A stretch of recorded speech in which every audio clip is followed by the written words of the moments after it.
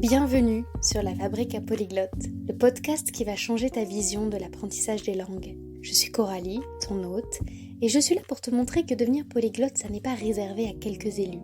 Si tu as déjà rêvé de parler plusieurs langues couramment, alors tu es au bon endroit. Ici, nous allons briser les mythes de l'apprentissage des langues. Non, tu n'as pas besoin de talent extraordinaire ni de passer des heures interminables à étudier. Je vais te révéler des méthodes pratiques, des astuces inédites et des ressources précieuses qui vont transformer ton apprentissage autodidacte.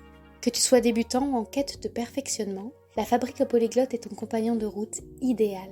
Alors prépare-toi à explorer le monde des langues avec un nouveau regard et abonne-toi dès maintenant pour ne rien manquer de cette aventure multilingue.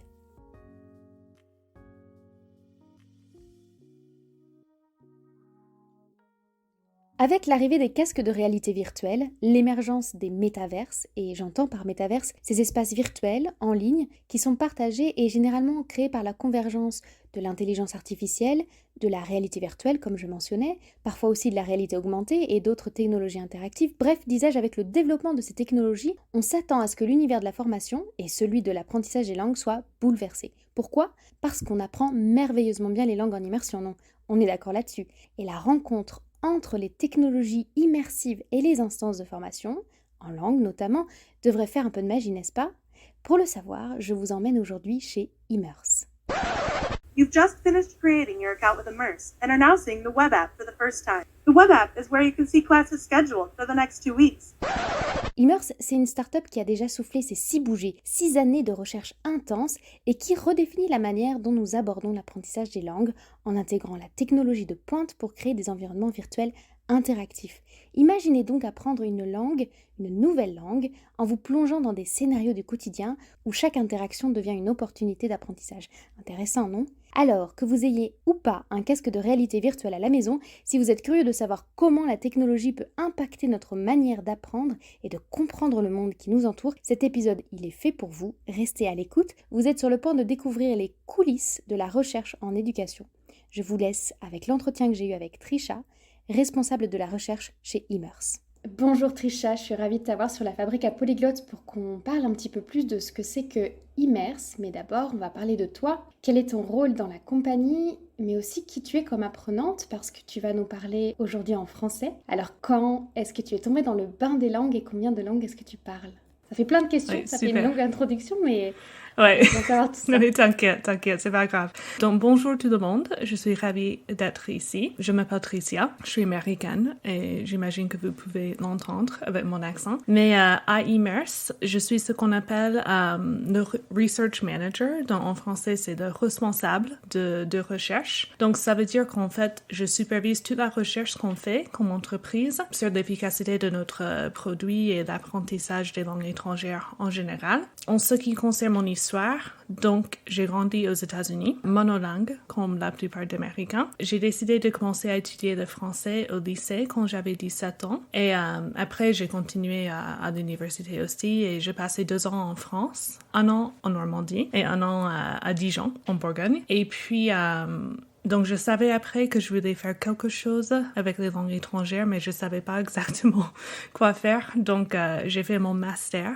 et mon doctorat. C'était dans l'acquisition des langues étrangères, donc en fait la science derrière l'acquisition à l'université d'Illinois. Enfin, je me suis concentrée sur la technologie pendant ces années et j'ai essayé de trouver comment on peut utiliser la technologie dans une manière efficace pour les gens, pour les aider à apprendre. Après, je suis venue à Immerse et maintenant je suis ici. Donc, ouais, c'est mon histoire. Et c'est passionnant parce que la recherche, à la fois la recherche sur les langues étrangères et la vulgarisation de toute cette recherche, c'est ce qu'on essaie de faire sur le podcast. Et en plus, tout le volet technologique, aujourd'hui avec tout l'essor de l'intelligence artificielle et des nouvelles technologies, on se pose plein de questions sur comment ça peut être amené dans l'apprentissage des langues, le faciliter encore plus. Et je sais que justement, il y a eu un énorme travail chez Immerse de développement parce que ça a pris, si j'en crois l'information que j'ai trouvée, plus de 6 ans à être développé le projet tel qu'il est aujourd'hui. Comment ça a commencé ? C'est quoi l'histoire d'Immerse et qu'est-ce qui s'est passé pendant ces 6 ans de développement ? Ouais, c'était une très bonne question. Ouais, donc en fait, on était fondé en 2017. Donc oui, ça fait Ça fait 6 ans, exactement. Et notre histoire d'origine, comme on dit, c'est en fait l'une des raisons pour lesquelles j'ai décidé de venir chez Immers. Mais en fait, notre PDG, qui s'appelle Quinn Tabor, il vivait au Moyen-Orient et il était en train d'apprendre l'arabe comme langue étrangère. Et il a vu qu'il pouvait apprendre par l'immersion totale. Donc ça, c'était la première partie, cette idée d'immersion. Et après, il voyait en même temps le pouvoir que les connaissances de l'anglais apportaient aux gens dans ces pays par rapport à leur travail ou pour voyager, enfin toutes les choses comme ça. Donc il avait vraiment cette idée qu'il voulait enseigner l'anglais par l'immersion, mais enfin c'est pas toujours quelque chose qui est facile. Donc il a décidé, OK, je vais utiliser la réalité virtuelle, cette technologie qui est assez puissante pour plonger les gens dans ce monde où ils pouvaient pratiquer l'anglais en fait sans ayant besoin d'aller dans un pays étranger ou voyager parce que pour beaucoup de gens c'est trop cher. Donc en fait, il voulait donner l'opportunité aux gens à avoir l'immersion. Donc c'était ça l'idée dernière de notre application. Il a eu cette idée et il a créé une équipe, je pense qu'ils étaient 4 au début. Enfin, je sais pas toute l'histoire après ça, mais maintenant, on est 40 Wow.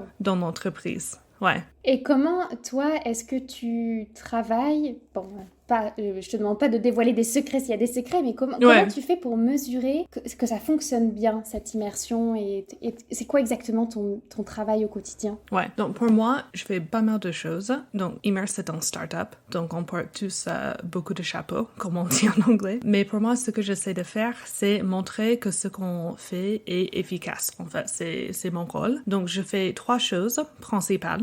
Il y en a beaucoup plus. Mais la première chose, c'est, en fait, on travaille avec les universités, les professeurs dans les universités qui peuvent faire des expériences avec les étudiants pour montrer, OK, est-ce qu'ils apprennent mieux avec la réalité virtuelle, avec Immers, ou est-ce qu'ils apprennent mieux dans une salle de classe traditionnelle, quoi. Donc, en fait, je gère tous nos partenaires qui font le travail comme ça. Ça veut dire que moi, j'aide avec la méthodologie, choisir des méthodes pour mesurer l'apprentissage et tout ça. Donc ça, c'est la première chose que je fais. La deuxième chose, c'est on fait de recherche, bien sûr, avec les gens qui utilisent notre plateforme aussi. Moi, j'analyse toutes les données qu'on a, ce qu'ils font dans l'application pour voir, OK, est-ce que ça marche? Est-ce qu'ils font des progrès? Des choses comme ça. Et la troisième chose que je fais presque tous les jours, c'est qu'on a un grand projet qui est financé par Meta, like Facebook, où on est dans les écoles et en fait, en ce moment, on fait une expérience avec 12 écoles aux États-Unis pour essayer de voir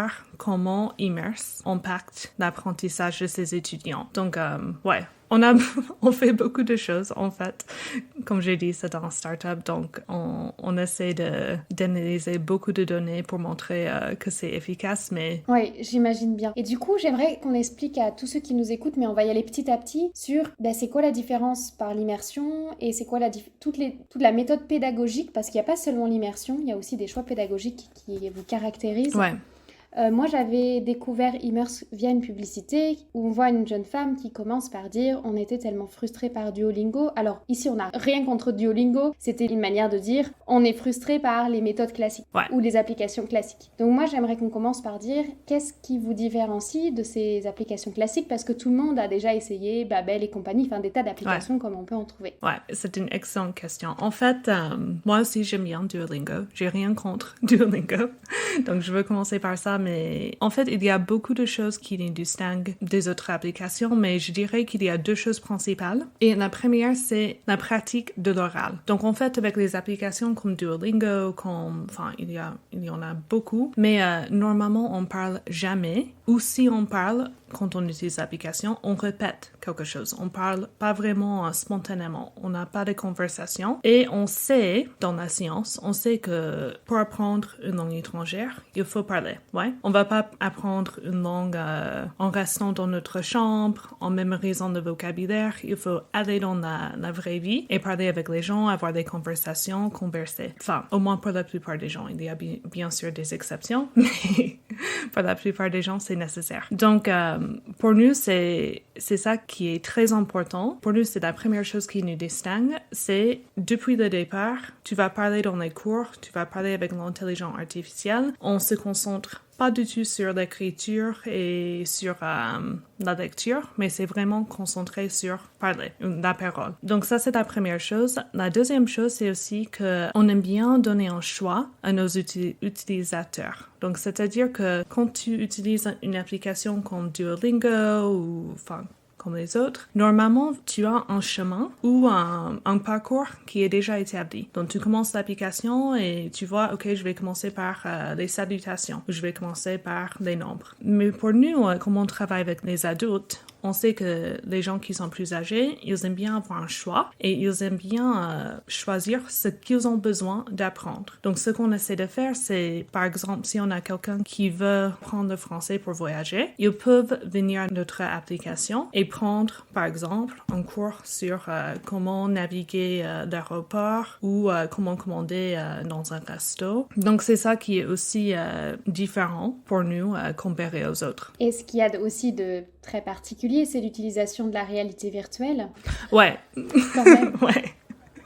Ouais, c'est ça aussi. Est-ce que c'est un ingrédient qui a été là dès le départ? Est-ce que le projet Immerse est né autour de la réalité virtuelle ou c'est arrivé plus tard? En fait, c'était l'idée depuis le début. Parce que, comme j'ai dit, notre PDG, il voulait vraiment utiliser cette idée d'immersion parce qu'il a vu que cette idée a marché pour lui avec l'arabe. Donc, il a dit, OK, on va utiliser cette nouvelle technologie qui a beaucoup de potentiel pour créer cette idée, cette immersion, même si c'est virtuel. Donc, c'était toujours notre plan, mais je dirais que, je pense que c'était en mai, on a créé ou on a lancé notre application qui marche sur un ordinateur. Et on a fait ça parce qu'en même temps, on a créé notre programme d'anglais. Au début, c'était que l'espagnol et puis le français. Mais on savait, une fois qu'on avait des cours en anglais, il fallait avoir quelque chose qui était plus accessible. Donc, la réalité virtuelle, c'est très puissant pour cette idée d'immersion, mais en même temps, on sait que c'est un peu cher, c'est pas accessible à tout le monde. Donc, on a changé un peu. Donc, maintenant, soit tu peux utiliser un casque, ou soit tu peux utiliser ton ordinateur, et c'est presque la même expérience. La seule différence, c'est juste que si tu utilises ton ordinateur,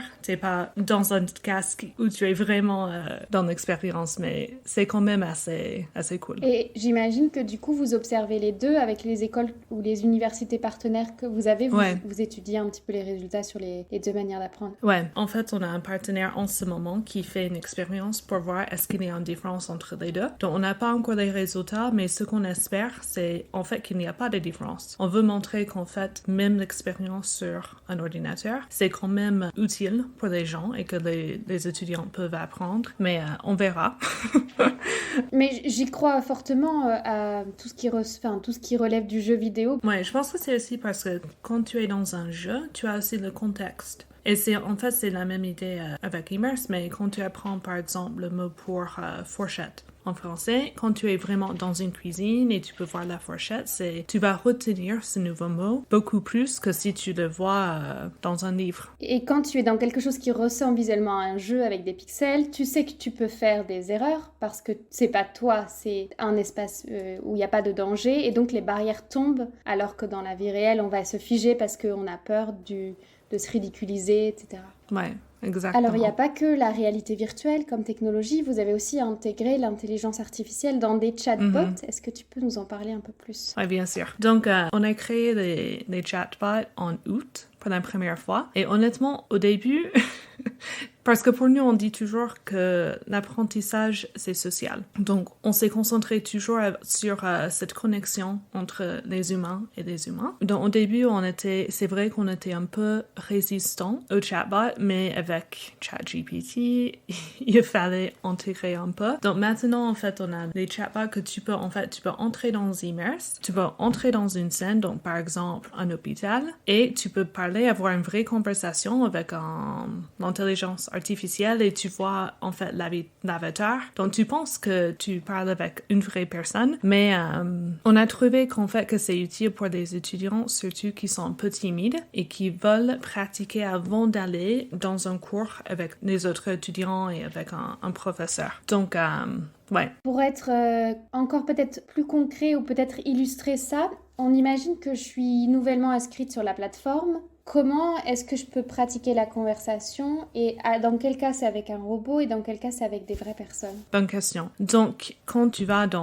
sur Immerse, en fait, tu as 4 options, mais tu as Learn qui est les cours avec un enseignant et les autres étudiants, bien sûr. Tu as aussi Connect. Ça, c'est pas exactement un cours, mais c'est plutôt une conversation qui est toujours gérée par un enseignant qui peut vous guider un peu. C'est moins formel que Learn, en fait. C'est ça la différence entre les deux.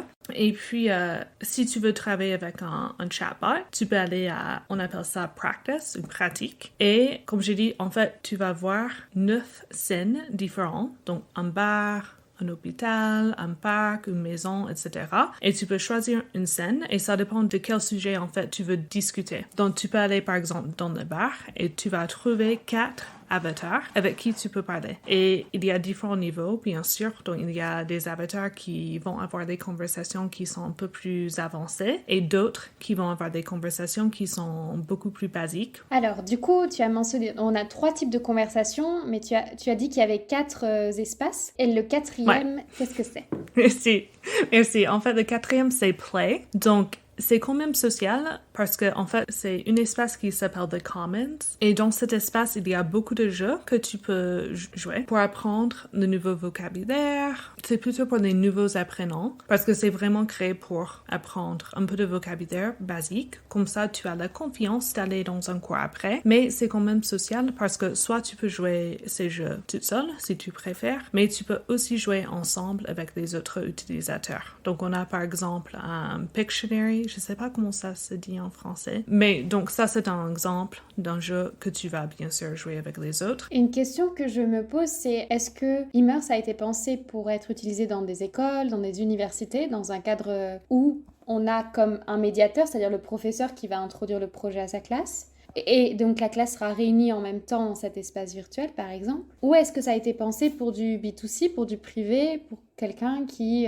fonctionnerait en autodidacte? En fait, ça a changé. Au début, je pense que l'idée, ça c'était avant que je suis venue à Immerse, mais je pense que la première idée, c'était de travailler avec les universités et de trouver des écoles qui voulaient utiliser cette technologie avec leurs étudiants et puis vendre l'application. Mais après, ils ont changé et ils ont décidé de faire en fait B2C. Donc, direct to consumer, donc travailler avec les gens individuels qui sont chez eux. Mais comme j'ai dit, on travaille toujours avec les universités pour la recherche. Parce qu'on veut, oui, on fait la recherche nous-mêmes aussi, mais on veut avoir aussi la recherche qui est, comment dire, qui n'est pas biaisée. Ouais, c'est un mot. Oui, qui n'est pas quelque chose de neutre, qui ne soit pas biaisé, qui ne soit pas orienté. Ouais, exactement, quelque chose de neutre. Un regard extérieur, je comprends. Après, effectivement, ça peut très bien fonctionner avec toutes les universités qui proposent des formations à distance, y compris de langue. Exactement, ouais. Quelque chose, je change un petit peu de sujet, que je voulais voir avec toi, c'était un peu la baseline, enfin la promesse sur la page d'accueil, qui est parle couramment 3 à 4 fois plus vite.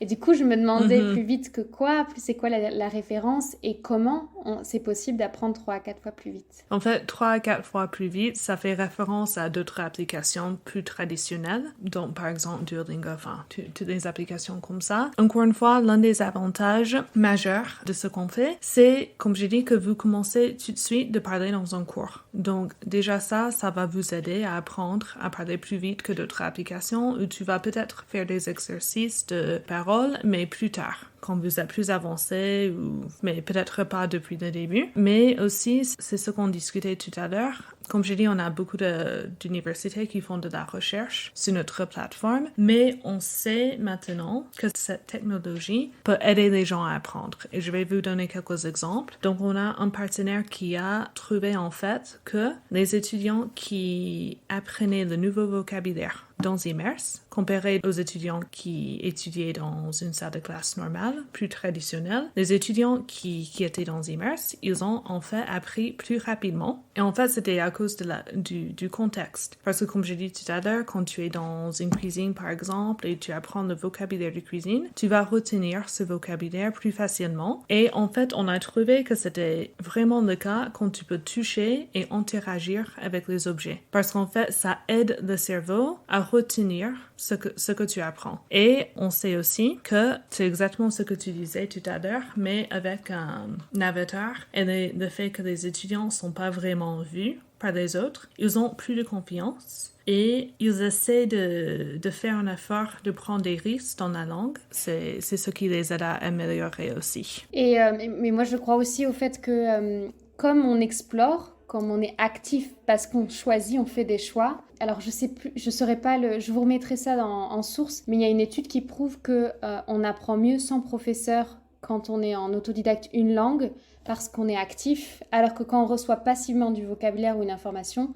je ne sais plus le pourcentage exact, mais je le mettrai dans la description de l'épisode, on retient beaucoup moins, et le pourcentage est assez important au niveau de cette différence-là. Oui, en fait, dans la plupart de nos leçons, les étudiants doivent toujours bouger, trouver des objets, interagir avec l'environnement. On a beaucoup d'utilisateurs qui nous ont dit que, en fait, ça aide à apprendre. Oui, ça peut les aider.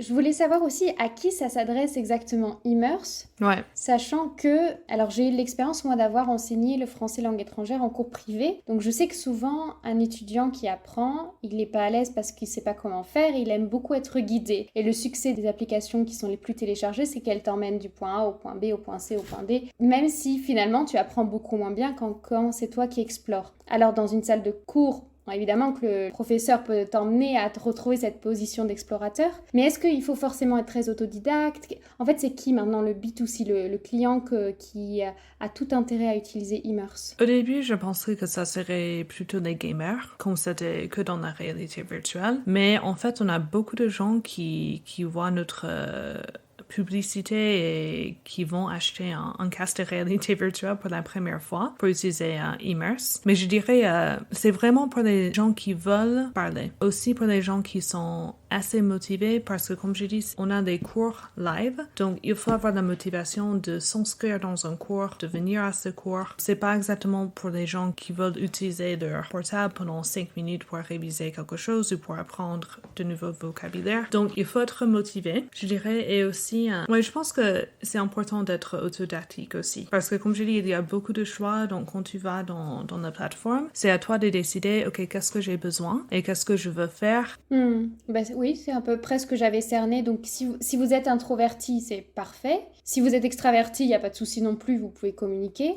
Ouais. Il faut avoir une petite appétence, un intérêt pour la technologie, vouloir jouer et être entreprenant dans la manière dont on gère notre apprentissage. Même si on reçoit des séquences de mails quand on s'inscrit qui nous guident, qui nous orientent, on n'est quand même pas perdu. Ouais, je dirais, on a beaucoup de gens qui viennent à Immerse après avoir utilisé Duolingo pendant quelques mois pour apprendre le vocabulaire de base et ils sont prêts OK, je suis prêt à avoir une conversation. Il faut être curieux, je dirais. Curieux et motivé. Par exemple, si moi je suis utilisatrice et que, j'ai pas fait d'espagnol depuis un petit moment, comment je fais pour savoir mon niveau? Comment je fais pour savoir que je progresse et que je peux, par exemple, passer intermédiaire? Comment on peut mesurer ses progrès et déjà savoir où commencer? Quand tu viens à Immerse, la première chose que tu vas faire, c'est passer un test qui va te dire exactement quel niveau. Et après, en fait, on a quelque chose, en anglais, ça s'appelle un learning journey. Donc, c'est un parcours d'apprentissage qui est en fait une carte, un indicateur dans ta salle principale d'Immerse, donc your homeroom sur Immerse. Et ça va te montrer certains aspects. Donc, par exemple, combien de cours est-ce que tu as suivi déjà? Combien de mots est-ce que tu as scanné avec, en fait, on a un scanner dans ton sac à dos pour le vocabulaire. Donc, combien de mots est-ce que tu as scanné? Combien de temps est-ce que tu as passé à pratiquer un certain concept? Donc, tu peux voir ton progrès un peu avec ça. Des données, en fait, qui nous indiquent et qu'on peut retrouver sur la plateforme pour suivre pour suivre nos progrès. Mais ce sont des indicateurs qui nous parlent que, du coup, de notre pratique orale. Ouais. Ou, c'est ça. Ouais. C'est vraiment une plateforme spécifique pour la conversation. Ouais, c'est vraiment ça. Bien sûr, on enseigne la grammaire dans la mesure où elle est nécessaire pour avoir une conversation. Et quelle place vous avez donnée à la grammaire? Est-ce que parce que j'imagine que tout ça se repose sur de la recherche, l'idée qu'on peut apprendre intuitivement les règles de grammaire par la conversation. Ouais. Comment vous avez décidé ça? Comme j'ai dit, c'est pas qu'on enseigne pas la grammaire. En fait, au début de chaque cours, on présente toujours un aspect grammatical aux étudiants. Et on va bien sûr corriger des fautes aussi. Mais pour nous, ce qui est important, c'est que les apprenants peuvent communiquer avec les autres. Donc, si tu fais une faute qui est grave, qui va vraiment empêcher une conversation, on va bien sûr, pas moi, mais les enseignants vont bien sûr la corriger. Mais si tu fais une faute qui est tout petite et qui n'est pas grave, et les gens vont toujours te comprendre, on va peut-être pas la corriger. Notre but, c'est toujours la communication. Ou quelque chose d'autre qui est aussi important, c'est la confiance des étudiants. Donc, si on a un enseignant qui corrige chaque faute, chaque fois que quelqu'un dit quelque chose qui n'est pas correct, on sait que ça va réduire la confiance de cette personne. Je comprends. Est-ce que, puisque je ne sais pas dans combien de pays vous êtes implanté, est-ce qu'il y a des niveaux de confiance différents en fonction des pays? Oui, bonne question. Donc, en fait, on est aux États-Unis. On a beaucoup d'utilisateurs qui sont au Mexique et au Canada aussi. Et bien sûr, en Europe, un peu. On a aussi un programme qui a été créé spécifiquement pour l'anglais, pour les Japonais. On sait que normalement, les apprenants japonais ont beaucoup d'anxiété par rapport à la conversation. Donc, ils ont toujours peur de faire des fautes. Ils sont vraiment timides dans les cours. Mais en même temps, ils aiment bien la grammaire. Donc ça, c'était difficile pour nous de gérer un peu. Comment est-ce qu'on peut donner la confiance à ces étudiants en corrigeant la grammaire parce qu'on sait que c'est quelque chose qu'ils veulent, mais en restant toujours fidèle à ce qu'on aime bien faire sur notre plateforme. Pour vous adapter à la culture de vos élèves, parce qu'effectivement, tout le monde n'a pas les mêmes attentes. Si je reviens donc à la structure de Immerse avec les cours en ligne, c'est des cours qui ont un format intéressant puisqu'ils font que 25 minutes. Là où souvent les cours qu'on doit réserver avec des tuteurs en ligne, c'est pendant 1 heure. Pourquoi vous avez décidé 25 minutes? Maintenant, c'est en fait 35. 35. On a changé ça parce qu'on a vu que 25, c'était beaucoup plus court. En fait, la raison principale, c'est juste que être dans un casque de réalité virtuelle, même si on a beaucoup de gens qui l'utilisent sur un ordinateur, mais être dans un casque comme ça pendant plus de 35 minutes, c'est pas toujours confortable. Donc, il y a beaucoup de gens qui disent, OK, 20-30 minutes dans la réalité virtuelle, ça suffit. Donc ça, c'était l'une des raisons principales. Et aussi, c'était une question de praticalité. Est-ce qu'on peut dire ça? Moi, je pensais que c'était pour le cerveau des apprenants, puisque quand on est au bout d'une demi-heure, on fatigue, mais ok, je vois. Ouais. Ok. Justement, tu en parlais, il y a plus de personnes aujourd'hui qui utilisent Immerse sans casque ou plus avec des casques? En fait, je suis pas sûre, mais j'imagine qu'on a plus de gens qui l'utilisent sans casque. Parce que les casques sont quand même assez chers. Parce qu'en fait, on est sur que MetaQuest 2, 3, le Quest Pro. Tu parlais du fait que la volonté de Immerse, c'était aussi de proposer quelque chose de pas cher. Est-ce que tu peux présenter, vous avez adopté une formule qui est un peu, je crois, unique. En fait, c'est des cours à volonté, on a un forfait illimité. Est-ce que tu peux présenter ça à ceux qui seraient intéressés? Oui, bien sûr. Donc, c'est $35 ou $25. Ça dépend de si tu veux payer par mois ou par tous les 6 mois. Si tu veux payer par tous les 6 mois, c'est bien sûr moins cher. Mais en fait, tu as un forfait chaque mois et avec ce forfait, tu as des cours illimités, la pratique avec l'intelligence artificielle illimitée, les cours de conversation, enfin, les Connect Sessions illimités. Tout est illimité. Et effectivement, c'est imbattable comparé à n'importe quelle autre solution où on a un tuteur en ligne. Est-ce que tu sais à peu près combien de temps les utilisateurs ils passent par semaine ou par mois sur Immerse? Ouais, en fait, ça dépend. On a les gens qui prennent un cours chaque semaine et on a d'autres qui passent vraiment 4 heures par jour dans les cours. C'est incroyable. Donc, ça dépend vraiment de la préférence de chaque utilisateur, mais on a pas mal de super users, c'est ce qu'on les appelle. Ok, donc c'est vraiment en fonction des différents profils, mais waouh, 4 heures par jour, ils doivent passer tous les niveaux en quelques mois. Oui. Ouais. Mais en fait, comme on a les groupes de conversation, il y a bien sûr des différents niveaux, mais même si tu es plus avancé que les autres, tu peux encore quand même profiter parce que c'est que la conversation, donc tu peux toujours t'entraîner un peu. Oui, c'est ça, il n'y a pas un moment où on a fini, c'est pas comme un jeu où il y a des choses préétablies. Ouais, on arrive tout doucement à la fin de cet épisode et il y a une question que je pose à tous les invités de la Fabrique à Polyglotte, c'est est-ce que tu connais quelqu'un qui est francophone, qu'on devrait recevoir ici pour connaître son savoir sur les langues? Je dirais, je vais mettre dans le chat, elle s'appelle Camille Mériton.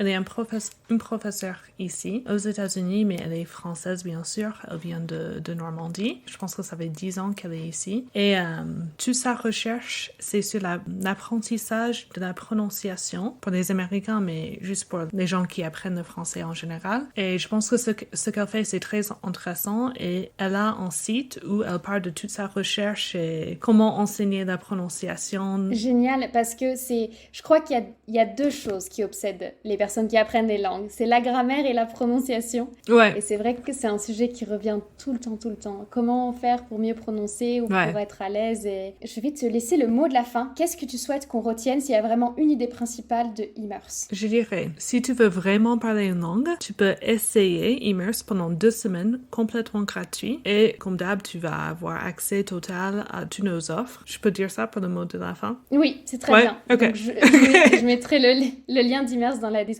de l'épisode de podcast. Donc si vous voulez tester, vous pouvez. Vous n'avez pas forcément besoin de casque. Vous pouvez le faire de suite. Ouais. Et voir comment vous vous sentez explorer ce domaine virtuel. Merci beaucoup d'être venu sur le podcast. De rien, merci.